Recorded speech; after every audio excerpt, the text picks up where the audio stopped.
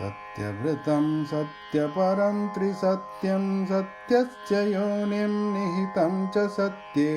सत्यस्य सत्यमृतसत्यनेत्रं सत्यात्मकं त्वां शरणं प्रपन्नाः। एकायनौसौ विफलस्त्रिमूलश्चतुरसः पञ्चविधः षडात्मा सप्तत्वगष्टविपटो नवाक्षो दशच्छदी द्विखगो ह्यादिवृक्षः। त्वमेक एवास्य सतः प्रसूतिस्त्वं सन्निधानं त्वमनुग्रहश्च त्वन्मायया संवृतचेतसस्त्वां पश्यन्ति नानाविपश्चितो ये बिभर्षिरूपाण्यवबोध आत्मा क्षेमाय लोकस्य चराचरस्य सत्त्वापन्नानि सुखावहानि सतामभद्राणि मुहुःखलानां स्वयंभुजाक्षाखिलसत्त्वधाम्नि समाधिनावेशितचेतसैके त्वत्पादपोतेन महत्कृतेन कुर्वन्ति गोवत्सपदं भवद्भिम् स्वयं समूर्तीयसुदुस्तुरं द्युमान् भवार्णवं भीममदप्रसौहृदाः भवत्पदाम्भोरुहनावमत्र ते निधाय याता सदनुग्रहो भवान् येन विन्दाक्ष विमुक्तमानिनस्त्वय्यस्तभावाद्विशुद्धबुद्धयः आरुह्य कृच्छ्रेण परं पदं ततः पतयन्त्यधोनादृतयुष्मदङ्ग्रयः तथा न ते माधव तावकाः क्वचित् भ्रश्यन्ति मार्गात् त्वयि बद्धसौहृदाः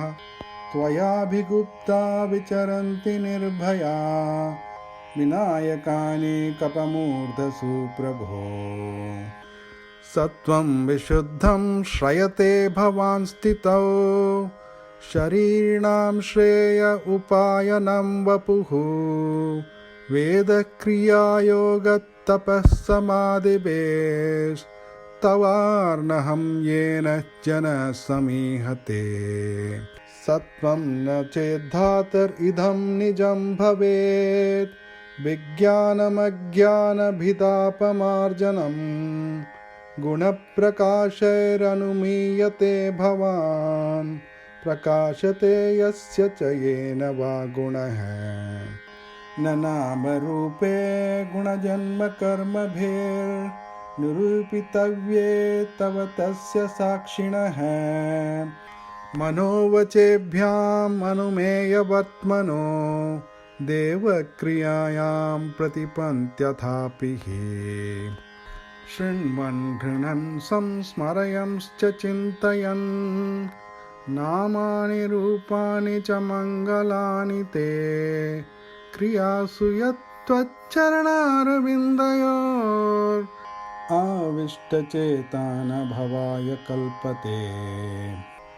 दिष्ट्या हरेस्या भवतः पदो विभो भारोपनीतस्तव जन्मनेशितो दिष्ट्याङ्कितां त्वत्पदकैषु शोभनै द्रक्ष्यामगान्ध्यां च तवानुकम्पिताम् न ते भवस्येष भवस्य कारणं विना विनोदं बत तर्कयामहे भवो निरोधस्थितिरप्यविद्यया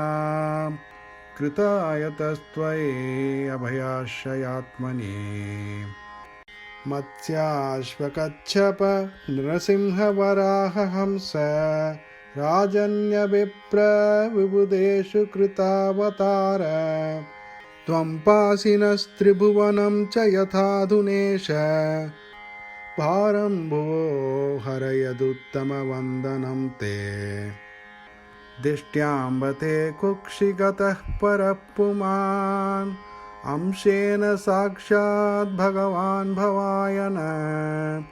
मा भूद्भयं भोजपतेर्मुमुर्षोर्गोप्ता यदूनां भविता त्वमात्मज हरे कृष्ण कृष्ण कृष्ण हरे हरे, हरे राम राम राम हरे हरे।